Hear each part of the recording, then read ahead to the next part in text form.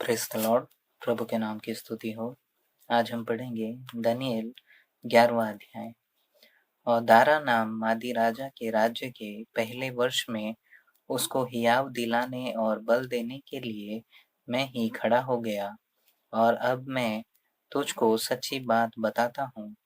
देख, फारस के राज्य में अब 3 और राजा उठेंगे, और चौथा राजा उन सबों से अधिक धनी होगा। और जब वह धन के कारण सामर्थी होगा, तब सब लोगों को यूनान के राज्य के विरुद्ध उभारेगा। उसके बाद एक पराक्रमी राजा उठकर अपना राज्य बहुत बढ़ाएगा और अपनी इच्छा के अनुसार ही काम किया करेगा।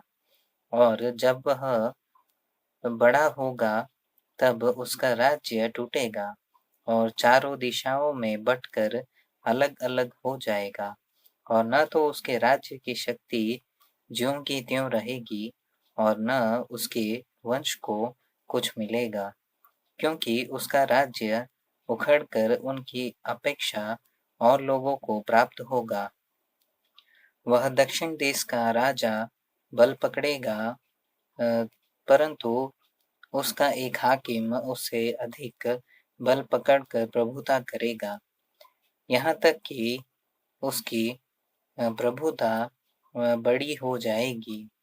कई वर्षों के बीतने पर ये दोनों आपस में मिलेंगे, और दक्षिण देश के राजा की बेटी उत्तर देश के राजा के पास शांति की वाचा बांधने को जाएगी, परंतु उसका बाहुबल बना न रहेगा, और न वह राजा और न उसका नाम रहेगा, परंतु वह स्त्री अपने पहुंचाने वालों और अपने पिता और अपने संभालने वालों समेत अलग कर दी जाएगी। फिर उसकी जड़ों में से एक डाल उत्पन्न होकर उसके स्थान में बढ़ेगी। वह सेना समेत उत्तर देश के राजा के गढ़ में प्रवेश करेगा और उनसे युद्ध करके प्रबल होगा। तब वह उनके देवताओं की ढली हुई मूर्तों और सोने चांदी के मन भाव पात्रों को छीनकर मिस्र में ले जाएगा। इसके बाद वह कुछ वर्ष तक उत्तर देश के राजा के विरुद्ध हाथ रोके रहेगा। तब वह राजा दक्षिण देश के राजा के देश में आएगा, परंतु फिर अपने देश में लौट जाएगा। उसके पुत्र झगड़ा मचाकर बहुत से बड़े बड़े दल इकट्ठे करेंगे, और उमड़ने वाली नदी की नाई आकर देश के बीच होकर जाएंगे। फिर लौटते हुए उसके गढ़ तक झगड़ा मचाते जाएंगे। तब दक्षिण देश का राजा चिढ़ेगा और निकलकर उत्तर देश के उस राजा से युद्ध करेगा, और वह राजा लड़ने के लिए बड़ी भीड़ इकट्ठी करेगा, परंतु वह भीड़ उसके हाथ में कर दी जाएगी। उस भीड़ को जीत करके उसका मन फूल उठेगा और वह लाखों लोगों को गिराएगा, परंतु वह प्रबल न होगा, क्योंकि उत्तर देश का राजा लौटकर पहली से भी बड़ी भीड़ इकट्ठी करेगा। और कई दिनों वरन वर्षों के बीतने पर वह निश्चय बड़ी सेना और संपत्ति लिए हुए आएगा। उन दिनों में बहुत से लोग दक्षिण देश के राजा के विरुद्ध उठेंगे, वरन तेरे लोगों में से भी बलात्कारी लोग उठ खड़े होंगे, जिससे इस दर्शन की बात पूरी हो जाएगी, परंतु वे ठोकर खाकर गिरेंगे। तब उत्तर देश का राजा आकर किला बांधेगा और दृढ़ नगर ले लेगा, और दक्षिण देश के न तो प्रधान खड़े रहेंगे और न बड़े वीर, क्योंकि किसी के खड़े रहने का बल न रहेगा।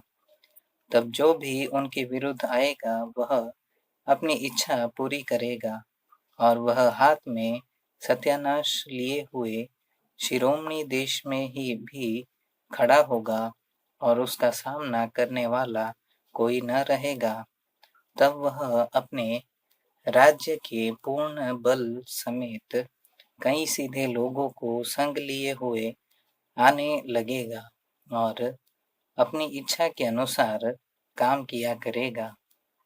और वह उसको एक स्त्री इसलिए देगा कि उसका राज्य बिगाड़ा जाए, परंतु वह स्थिर न रहेगी, न उस राजा की होगी।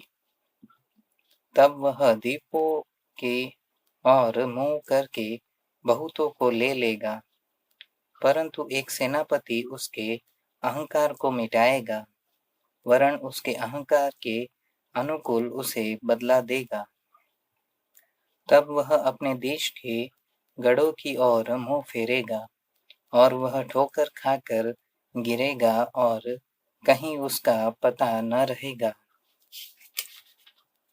तब उसके स्थान में कोई ऐसा उठेगा जो शिरोमणि राज्य में अंधेर करने वालों को घुमाएगा, परंतु थोड़े दिन बीतने पर वह क्रोध व युद्ध किए बिना ही नाश हो जाएगा। उसके स्थान में एक तुच्छ मनुष्य उठेगा, जिसकी राज प्रतिष्ठा पहले तो न होगी, तो भी वह चैन के समय आकर चिकनी चोपड़ी बातों के द्वारा राज्य को प्राप्त करेगा।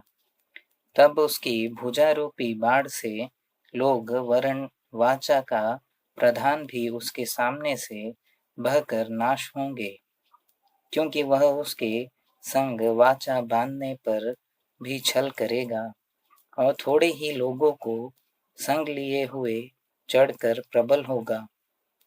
चैन के समय वह प्रांत के उत्तम से उत्तम स्थानों पर चढ़ाई करेगा और जो काम न उसके पुरखा और न उसके पुरखाओं के पुरखा करते थे, उसे वह करेगा और लूटी हुई धन संपत्ति उनमें बहुत बांटा करेगा। वह कुछ काल तक दृढ़ नगरों के ले लेने की कल्पना करता रहेगा। तब वह दक्षिण देश के राजा के विरुद्ध बड़ी सेना लिए हुए अपने बल और हियाव को बढ़ाएगा और दक्षिण देश का राजा अत्यंत बड़ी और सामर्थी सेना लिए हुए युद्ध तो करेगा, परंतु ठहर न सकेगा, क्योंकि लोग उसके विरुद्ध कल्पना करेंगे। उसके भोजन के खाने वाले भी उसको हरवाएंगे, और यद्यपि उसकी सेना बाढ़ की नाई चढ़ेगी, तो भी उसके बहुत से लोग मर मिटेंगे। तब वह दोनों राज्यों के मन बुराई करने में लगेंगे, यहाँ तक कि वे एक ही मेज पर बैठे हुए आपस में झूठ बोलेंगे, परंतु इससे कुछ बन न पड़ेगा, क्योंकि इन सब बातों का अंत नियत ही समय में होने वाला है। तब उत्तर देश का राजा बड़ी लूट लिए हुए अपने देश को लौटेगा और उसका मन पवित्र वाचा के विरुद्ध उभरेगा और वह अपनी इच्छा पूरी करके अपने देश को लौट जाएगा। नियत समय पर वह फिर दक्षिण देश की ओर जाएगा, परंतु उस पिछली बार के समान इस बार उसका वश न चलेगा, क्योंकि कित्तियों के जहाज उसके विरुद्ध आएंगे और वह उदास होकर लौटेगा और पवित्र वाचा पर चिढ़कर अपनी इच्छा पूरी करेगा। वह लौटकर पवित्र वाचा के तोड़ने वालों की सुधि लेगा। तब उसके सहायक खड़े होकर दृढ़ पवित्र स्थान को अपवित्र करेंगे और नित्य होम बलि को बंद करेंगे, और वे उस घृणित वस्तु को खड़ा करेंगे जो उजाड़ करा देती है।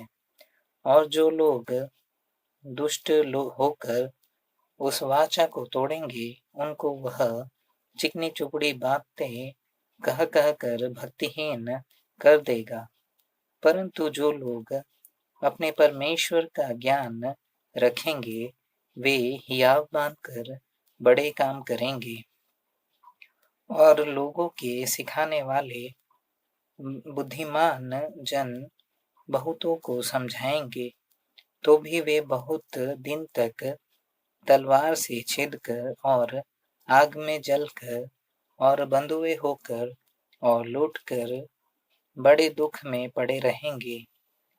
जब वे दुख में पड़ेंगे तब थोड़ा बहुत संभलेंगे, परंतु बहुत से लोग चिकनी चुपड़ी बातें कह कह कर उनसे मिल जाएंगे और सिखाने वालों में से कितने गिरेंगे और इसलिए गिनने पाएंगे कि जांचे जाएं और निर्मल और उजले किए जाएं।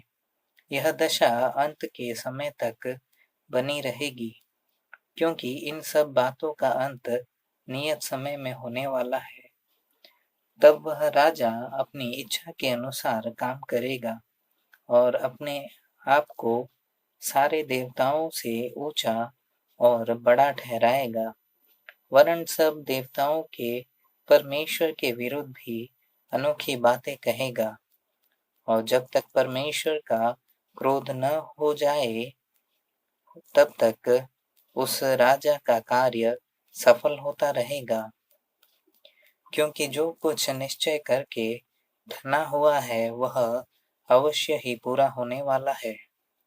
वह अपने पुरखाओं के देवताओं की चिंता न करेगा, न स्त्रियों की प्रीति की कुछ चिंता करेगा और न किसी देवता की, क्योंकि वह अपने ही को सबों के ऊपर बड़ा ठहराएगा। वह अपने राजपद पर स्थिर रहकर दृढ़ गढ़ों ही के देवता का सम्मान करेगा, एक ऐसे देवता का जिसे उसके पुरखा भी न जानते थे। वह सोना चांदी मणि और मन भावनी वस्तुएं चढ़ाकर उसका सम्मान करेगा। उस बिराने देवता के सहारे से वह अति दृढ़ गढ़ों से लड़ेगा और जो कोई उसको माने उसे वह बड़ी प्रतिष्ठा देगा। ऐसे लोगों को वह बहुतों के ऊपर प्रभुता देगा और अपने लाभ के लिए अपने देश की भूमि को बांट देगा। अंत के समय दक्षिण देश का राजा उसको सिंह मारने लगेगा, परंतु उत्तर देश का राजा उस पर बवंडर की नाई बहुत से रथ सवार और जहाज लेकर चढ़ाई करेगा। इस रीति से वह बहुत से देशों में फैल जाएगा और उनमें से निकल जाएगा। वह शिरोमणि देश में भी आएगा और बहुत से देश उजड़ जाएंगे, परंतु एदोमी, मोआबी और मुख्य मुख्य अमोनी आदि जातियों के देश उसके हाथ से बच जाएंगे। वह कई देशों पर हाथ बढ़ाएगा और मिस्र देश भी न बचेगा। वह मिस्र के सोने चांदी के खजानों और सब मन भावनी वस्तुओं का स्वामी हो जाएगा और लूबी और कुशी लोग भी उसके पीछे हो लेंगे। उसी समय वह पूरब और उत्तर दिशाओं से समाचार सुनकर घबराएगा और बड़े क्रोध में आकर बहुतों को सत्यानाश करने के लिए निकलेगा। और वह दोनों समुद्र के बीच पवित्र शिरोमणि पर्वत के पास अपना राजकीय तंबू खड़ा कराएगा। इतना करने पर भी उसका अंत आ जाएगा और कोई उसका सहायक न रहेगा।